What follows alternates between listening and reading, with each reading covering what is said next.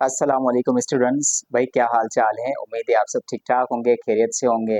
मैं आपका वेलकम करता हूँ आपके अपने छोटे से प्यारे से channel biology with Naresh Goyal में। अच्छा, जैसा कि आप जानते हैं कि हम क्लास 11th का चैप्टर नंबर 3 यानी कि सेल स्ट्रक्चर एंड फंक्शन को डिस्कस कर रहे हैं। एंड उस चैप्टर के अंदर हमारा आज का जो टॉपिक है वो है सेंट्रियोल्स। सेंट्रियोल्स एक छोटा सा और बड़ा इंपॉर्टेंट टॉपिक है। सेल डिवीजन जब होती है तो सेंट्रियोल्स का बहुत बड़ा जो है वो रोल होता है।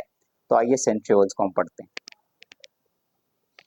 अच्छा, तो सेंट्रियोल्स को पढ़ने से पहले हम यहाँ पे सेंट्रियोल्स के कुछ पॉइंट्स लिखेंगे और उसके बाद कुछ डायग्राम्स बनाएंगे और उसकी मदद से हम सेंट्रियोल्स को समझेंगे। ठीक है, तो आइए स्टार्ट करते हैं। सबसे पहले सेंट्रियोल्स को थोड़ा सा डिफाइन करेंगे कि व्हाट आर सेंट्रियोल्स। तो हम कहते हैं centrioles are the short barrel shaped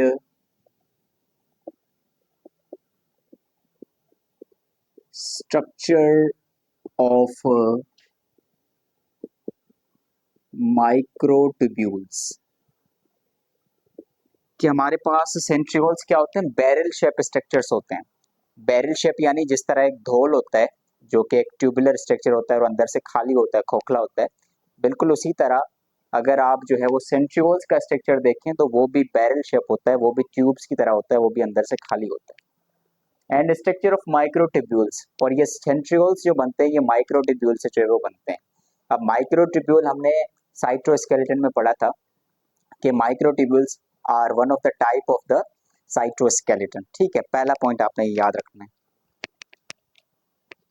अच्छा, उसके बाद हम ये देखेंगे कि सेंट्रियोल्स कहाँ किस सेल के अंदर पाया जाएगा।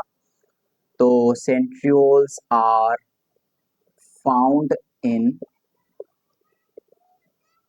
Animal cell and fungi like protoctist. एक तो सेंट्रियोल्स आपको एनिमल सेल में मिलेंगे, दूसरा फंजाई लाइक प्रोटोक्टिस्ट हमारे पास कुछ होते हैं जैसे कि स्लाइम मोल्ड और वाटर मोल्ड। तो इनके अंदर भी आपको जो है वो सेंट्रियोल्स जो है वो मिल जाएंगे। ठीक है। अच्छा, उसके बाद अगर हम बात करें कि सेंट्रियोल्स हमें कब दिखेंगे, so they appear before cell division. Cell division होने से पहले हमें ये दिखेंगे नियर द न्यूक्लियस। न्यूक्लियस के करीब जब सेल डिवाइड हो रहा होगा उससे पहले ये सेंट्रियोल्स हमें दिख जाएंगे। ठीक है। अच्छा, अगला पॉइंट यहाँ पे ये आता है कि किस जगह में ये सेंट्रियोल्स मौजूद होते हैं। तो the place where they present, मतलब कि वो जगह जहाँ पे सेंट्रियोल्स मौजूद होते हैं उस जगह को हम बोलेंगे सेंट्रोसोम। ठीक है, ये नाम आपने याद रखना है, सेंट्रोसोम। तो ये आगे डायग्रामेटिकली हम इसको समझेंगे। अच्छा, आपकी बुक में जैसा कि लिखा हुआ है कि सेंट्रो का मतलब होता है न्यूक्लियस एंड सोमा का मतलब होता है बॉडी। तो ऐसा स्ट्रक्चर जो कि न्यूक्लियस के करीब हो, यहाँ पे याद रखना न्यूक्लियस के बिल्कुल अंदर सेंट्रियोल्स मौजूद नहीं होते, न्यूक्लियस के करीब मौजूद होते हैं। अब वो कैसे, इसको हम थोड़ा सा डायग्रामेटिकली समझ लेते हैं। लेट्स से ये हमारे पास एक सेल है। ठीक है, ये सेल का न्यूक्लियस है और न्यूक्लियस के करीब इस तरह का एक स्ट्रक्चर मिलेगा और ये इसके अंदर सेंट्रियोल्स पड़े। अच्छा, याद रखिएगा ये जो सेंट्रियोल्स मौजूद है इसके अंदर, ये सेंट्रियोल्स कैसे पड़े होते हैं? दे आर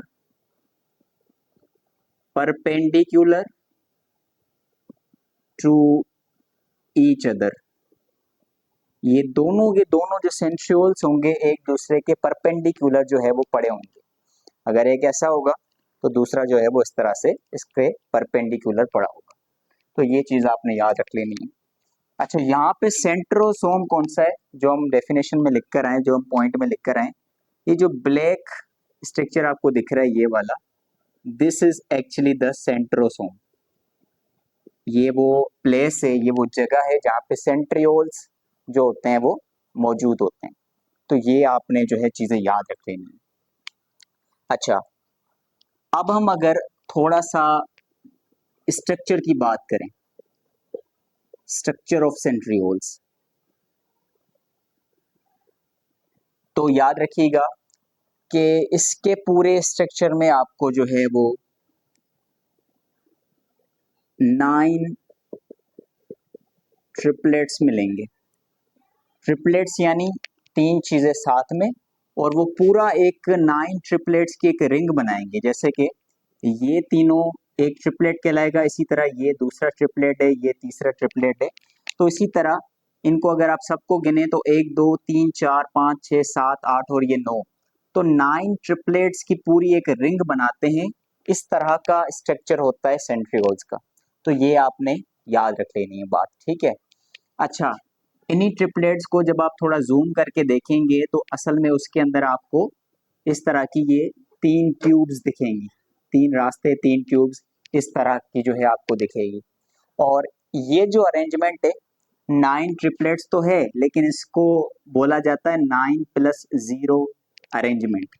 अब ये फ्लैजिला और सीलिया का जब स्ट्रक्चर जो है हम पढ़ेंगे, तो क्योंकि वो वाली वीडियो अभी तक मैंने रिकॉर्ड नहीं की है, तो उसमें आपको समझ में आ जाएगा कि वहां पर जो हम स्ट्रक्चर पढ़ेंगे वो 9+2 होगा और यहाँ पे 9+0 है।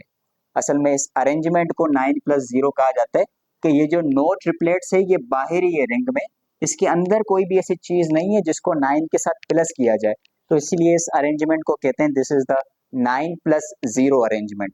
ये चीज आपने याद रख लेनी है। अच्छा, लास्ट चीज जो आपने यहाँ पर याद रखनी है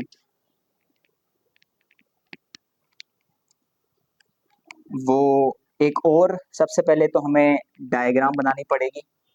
अब देखिए, what is the function of this centriole. आपको पता है ना कि हम सेल का कोई भी कंपार्टमेंट पढ़ते हैं, उसकी कोई भी ऑर्गेनली हम पढ़ते हैं तो उसका फंक्शन हम लाजमी पढ़ते हैं कि उसका क्या काम है, ठीक है। तो इसके फंक्शन के लिए हमें एक और डायग्राम बनानी पड़ेगी। लेट्स से कि ये हमारे पास एक सेल है, और याद रखिएगा ये हमारे पास जब सेल डिवाइड होता है वो कंडीशन में आपको यहाँ पे बता रहा हूँ। तो ये फिलहाल हमारे पास ये सेंट्रियोल्स पड़े, ठीक है। जब सेल डिवीजन होती है तो सेंट्रियोल्स अपने आप की रेप्लिकेशन करता है, यानी अपने जैसे दूसरे सेंट्रियोल्स बनाता है, और ये जो दूसरे सेंट्रियोल्स बनेंगे रेप्लिकेट करके ये अपने अपोजिट पोल में चले जाते हैं, ठीक है। और अपोजिट पोल में जब चले जाएंगे तो यहां से कुछ धागे निकलेंगे इस तरह से। अच्छा, ये जो धागे, ये जो फाइबर्स निकल रहे हैं, इन फाइबर्स को हम बोलेंगे these are the astral rays, ठीक है। ऐसे फाइबर्स, ऐसे धागे जो कि सेंट्रियोल से निकल रहे हैं उनको हम क्या बोलेंगे, एस्ट्रल रेज। अच्छा, ये धागे क्यों निकल रहे हैं यहाँ पे, असल में ये धागे इसीलिए निकल रहे हैं क्योंकि यहाँ पर क्रोमोसोम की मूवमेंट करवानी है इनको, ठीक है। तो इन धागों का काम ही ये होता है कि क्रोमोसोम की मूवमेंट करवाना ड्यूरिंग द सेल डिवीजन। देखिए, जब सेल डिवाइड करता है ना तो क्रोमोसोम की मूवमेंट लाजमी होगी। क्यों? क्योंकि अब एक सेल से 2 डॉटर सेल्स बनेंगे, तो कुछ क्रोमोसोम्स एक सेल में जाएंगे, कुछ दूसरे में जाएंगे। देयरफॉर सेल डिवीजन के दौरान क्रोमोसोम्स की जो मूवमेंट है वो बहुत ज्यादा जरूरी है। तो ये जो मूवमेंट का काम है ये एस्ट्रल रेस का है, यानी कि ऐसे धागे जो कि सेंट्रियोल से निकल रहे हैं, तो ये उसका फंक्शन होता है ड्यूरिंग द सेल डिवीजन, ठीक है। अच्छा, इसके अलावा एक और चीज आपने याद रख लेनी है यहाँ पर,